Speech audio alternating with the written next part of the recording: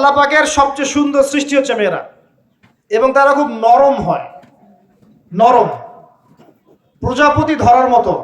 প্রজাপতিকে ধাপ করে ধরতে পারবেন না আপনি, শক্ত করে ধরতে গেলে প্রজাপতি নষ্ট হয়ে যাবে, মরে যাবে। প্রজাপতিকে কোমল ভাবে ধরতে হবে, ঠিক মেয়েদের সামনেও আপনার কোমল থাকতে হবে।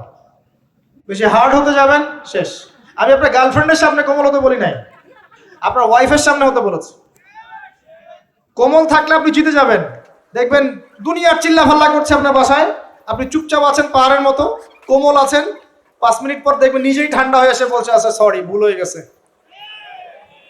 আর যদি আপনি চিল্লা ফাল্লার কাউন্টার দিতে যান, তাহলে দেখবেন সুটকেস গোছানো শেষ, বাবার বাড়ি চলে গেছে।